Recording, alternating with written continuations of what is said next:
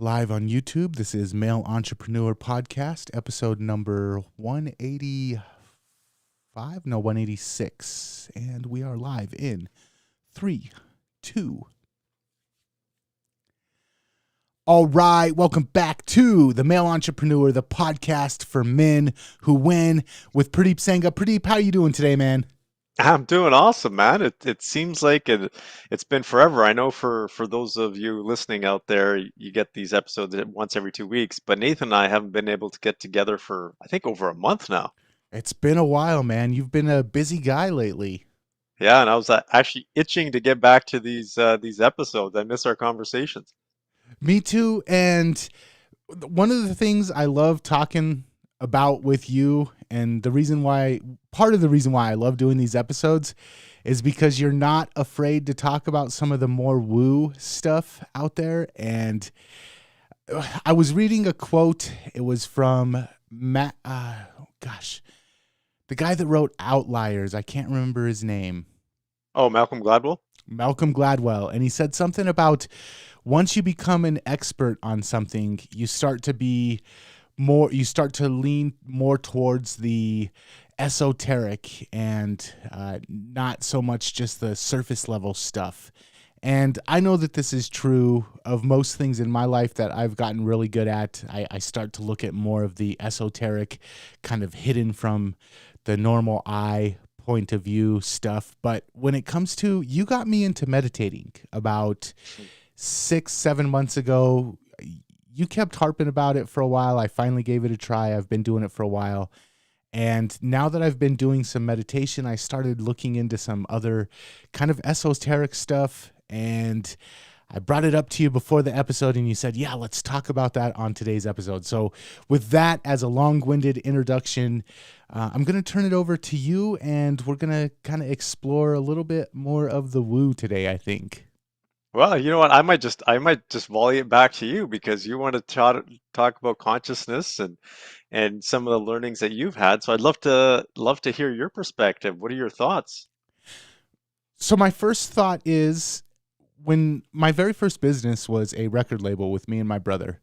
And a lot of times when we would be writing lyrics or we'd be in the studio and laying down tracks, sometimes I would get this feeling like, yeah, if it wasn't for me, this lyric or this verse or this chorus wouldn't exist. But then other times I got the feeling that I didn't really write that. It came from out there somewhere, and I'm just the conduit that it came through. And if I didn't do it, maybe another lyricist would have grabbed that combination of words and put it down. And as I've been studying, I keep coming across this idea of a super consciousness. So we've got our regular consciousness, then we've got our subconscious, and then there's this idea of this super consciousness, like this consciousness that's out there, and we're all kind of tapped into it. And I keep coming across different research and different studies and different theories on what I kind of had a hunch about when I used to do those songs, and feel like maybe this isn't coming from inside of me. Maybe I'm tapping into something that's out there. So that's kind of what sparked this for me. And I know that in recent episodes, you've hinted at some of this stuff, and I don't think I was able to catch what you were talking about at the time, but now going back and thinking about some of our previous conversations, I'm like, maybe Pradeep was kind of hinting at this. Yeah, that's awesome. I'm glad you're getting into this realm because it's phenomenal. It is so amazing. For those of you out there listening, like some of you will be like, yeah, I kind of get it. I've touched it, just like Nathan, you're talking about. Like I've had these thoughts, I've had these maybe even premonitions or these amazing ideas. And others may be thinking, well, you guys are just crazy, right? There's nothing like that out there. But I can tell you from my personal experience, Nathan, I believe in it 110%. Like I am just so adamant about this, and that's why I believe that meditation is a gateway to that collective consciousness, which is also genius. It has all of this information out there. And I kind of tripped upon this years ago. I put a chapter in my book, The Complete Man, which is called Unlocking Genius. And I talk about how things happened in my past. And I try to do it from a perspective where I wanted to tell people like I had this ability to do things, but it wasn't because of me. It wasn't that I was a genius. It was just that I was able to tap into this way of getting into this universal thought pattern, this and tapping into those ideas. And it really started when I was younger, when I was in elementary school, and I started to do studies on neuroscience and the brain, and then into meditation. And I started noticing that I would have these great ideas. I was able to come up and solve problems that a lot of kids my age weren't able to do. And people thought I was smart. Like I was considered the smartest kid in school. And it wasn't because I was any different. It wasn't like God made me any more special. It was just that I was doing practices that would enabled me to be able to tap into this. And one was meditation. And I also studied some of the greatest inventors out there, like Leonardo da Vinci and Einstein, and all these great artists. And they all say the similar uh, this things. Basically, they're saying there's a collective genius out there that they're just tapping into, and going back to exactly what you were talking about, whereas our brains are just antennas, basically being able to bring this information into us. And here's the challenge, though. It, well, it's not a challenge. The good thing is there's good news and bad news. Good news is that every human being on this planet has the ability to basically tap into that collective genius. Everybody. The challenge, though, the bad news, is that the majority of us are bogged down by real life stuff and never get the opportunity to do it because we're so stressed out or we're too busy doing work. And that is fundamentally it. So I've seen things where they talk about like patents. Somebody will file a patent on like this brand new revolutionary idea, and within 30 minutes, four other people will submit a patent for the same thing. It's something that nobody's ever thought about before. There's no reason for it to be sparked amongst five people in a half hour, but for some reason, one person will do it, and then they'll get flooded with a bunch of other people patenting a very similar or the an exact identical idea out of nowhere. Um, that kind of leads or lends to that theory that maybe there's this consciousness out there and our brains are more of just an antenna to it. But I wonder, I guess there's a couple of different things that I was wondering. Um, what I really want to talk about though is how do, if this is the case, and I'm feeling more and more like it is, it's becoming harder and harder to deny. Number one, how do we get more keyed into that? And then number two, and this is going to be my conspiracy theory kind of point of view, but do you think that maybe some of the people in higher positions of power are aware of this and deliberately keep us ignorant of it? Well, let's talk about the second one first because that's really interesting. And I've heard that before.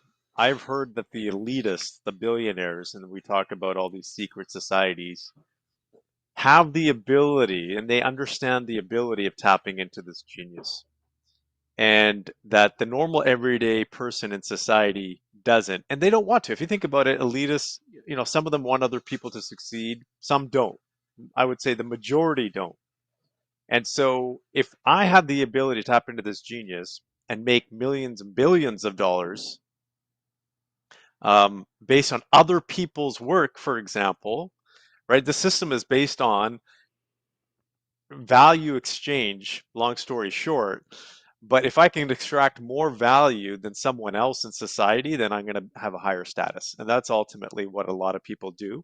But not everybody, right? There's a lot of billionaires out there that give back. There's a lot of billionaires that are fair and millionaires too. Long story short, I think there may be some validity to that. Now let's get into the first question. How do you do that? The first one is you have to be able to calm your mind down. right? So traditional meditation or mindfulness practices is absolutely, I would say, critical because we are trained in today's society to not let our mind calm down. This also comes into effect with a concept called lucid dreaming. You may, if you're listening out there, you may or may not uh, understand this concept or heard of it.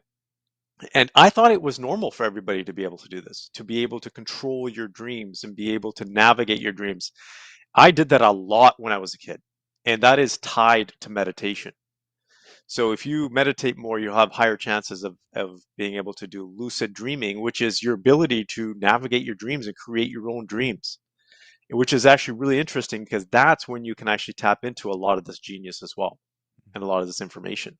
So mindfulness is important. So traditional mindfulness practices that get you breathing, they get you into your body is important. There's meditation. Some of the old inventors, they used to use a think and pause technique, which was you consume a whole bunch of information, right? You cram it in. It could be an hour, it could be a day, it could be months. And then you just sit in a dark room or a place of total zen or quietness and let your mind just sit there. And what will happen is almost like popcorn, right? When you put the kernels in, it's like nothing happens at first, and then it's pop, pop, pop, pop, pop, pop, pop. And then you have all of these ideas flooding to you, and you go down. And Nathan, I'm sure you experienced this, Mm-hmm. is as a copywriter, as a marketer, when once you get into that, here's the key word, flow, it continues to happen. Mm-hmm. And so there's techniques and tactics that you can do to get into this state of tapping into this universal consciousness. And those are some of them. So I just picked up this book. It's called The Kabbalion. I believe I might be mispronouncing it, um, but a lot of it is some of this stuff about tapping into this global consciousness. And one of the things that they talk about in it is that at previous times throughout history, the people that are aware of this have tried to make it public. It's not like they're trying to hide it, but when they try to make it public, either they go ignored or they get attacked for it and they get called witches and all kinds of crazy stuff. So uh, I kind of go back and forth, but I feel like we're kind of blessed to live in a time where if you want to find this information, it's out there. Um, I also kind of feel like getting to know you and knowing a little bit about your background, and I have studied some of these ideas come from where you come from. Some of these ideas come from different places, but it seems like there's kind of a long history all over the world of people knowing about this stuff, and I am shocked kind of that it's still so in the shadows and kept from the masses. And I just kind of wanted, as we're closing out, I kind of wanted to know what your thoughts are about going forward. Is there a chance for or a possibility of this becoming more widespread, more accepted, or do you think that this is going to be kind of just for the geeks like us that want to explore this and it's always going to be more of an esoteric thing? Well, I think it's always going to be for a certain uh, number of geeks. So I think those number of geeks are going to increase. And so it's similar to yoga, right? Yoga was a practice that was unknown 50 years ago in Western society, and now look at it. It's almost mainstream. Mindfulness is getting to that point, and meditation is getting to that point because we have devices and organizations like Muse, for example, Headspace coming out talking about the benefits of that. And so this is becoming more mainstream, but they're also missing the fundamental element. They're using this, Western society uses a science base, right? And Eastern society, where this is, I'm going to say originated, right? I'm not saying Indians are any more special or Chinese are any more special, but there's a long history there of the origins of when we talk about this energy practices is it mainly in the Eastern society, which is becoming more prevalent in Western society now. So I think, yes, it's going to be more well known here. If you take a look at the origins of psychology, we're not just from, it wasn't, people talk about from our literature perspective from Greek, it originated thousands of years ago from China and India, right? It came from the old times back then. And psychology talks about a lot of this kind of stuff, ancient psychology, because it's mixed in with energy practices. It's mixed in with our body. It's not just our mind that's the antenna. Here's the other thing, and maybe we could talk about this in another episode. Our mind is not just the antenna, it's also our body. Mm. So if our bodies are not tuned in, if our bodies are not healthy, then we have less chances of tapping into that universal genius as well, or that universal consciousness. So there's this overlap of, you probably heard the term chi, ancient terminology for energy, and universal consciousness, because it is one. It is essentially one. That energy and information comes from what they call the source energy, which is chi, and that's where, I'm kind of going down a rabbit hole, but it's a cool rabbit hole once you open up to it. That's where you get down into these ancient martial arts, like Tai Chi, Qigong, for example, Kung Fu. They all come from this original source energy, which is said to be the universal consciousness as well. And on the flip side, yoga, for example, and meditation practices come from an Indian side. So all of this is tied together in some way, shape, or form. And now science is intersecting and showing a lot of these brain scans are showing, oh, wow, look at these, when these people are in a Zen state, something is happening in the brain. Hmm. Like there's higher level frequencies, right? These frequencies that people thought, if you took a look at some of these frequencies, people would say, no, there's no way that a normal brain can operate at that frequency. They would have to be having a seizure, for example, or some other freak event, but that person's actually in a state of meditation. So there's a lot of stuff behind this, and I'm more than happy, Nathan. I think we can crank out another episode at some time talking about this, because it's amazing. And I think if I could sum it up here, if you are able to tap into this, not only will it help you perform better, it just increases your quality of life, and other people around you will absorb that energy from you as well. Okay, I would love to do another episode about this because I have a bunch of other stuff that I wanted to ask your opinion about, and we're almost out of time. One last question, and then we'll wrap it up. I know that you do a lot of work one-on-one with guys, mainly high-achieving, high-performing guys, and we haven't really talked about this stuff to this extent on this show, but it seems like you have kind of a deep well of knowledge about it. How often does this type of stuff come up in your work with your one-on-one clients? Probably about half the time, and it comes at the time that when they're ready. Mm. So it comes at a time when they're open to these ideas. And at some point, every man is open to these ideas. Some are open right at the beginning. Some it takes them a little bit of time. And I highly encourage you, for those of you listening who haven't, take a look at, if you haven't picked up a copy of my book, The Complete Man, there's a chapter in there called Unlocking Genius. And I talk about these concepts. They're in the book itself if you want to go in a little bit deeper. And they're And, science-based as well. and the weird part is when I read your book, all of this went right over my head. And now that I'm going back and looking at it with these new eyes, I'm like, wow, it was right there, and I didn't even realize it. It's so crazy. All right, Pradeep, thank you for entertaining me on this one, man. I'm really glad we got to have this conversation. And if people do want to contact you, if this sparked an interest in somebody and they're like, I want to talk to Pradeep about this on a one-on-one basis, is that possible? And if so, how do people get in touch with you? Yeah, we get that all the time. So feel free to connect with me on social media, most active on LinkedIn, but you can also email my team and they'll get that over to me at team@purdeepsangha.com. So if you email that email address, then I'll definitely get back to you. All right. And the two best places for people to check out the podcast? Yeah, check out malepodcast.com for the audio and check out YouTube for Men for the video, the YouTube channel. All right, man. And until next time, we will catch you later. Till next time.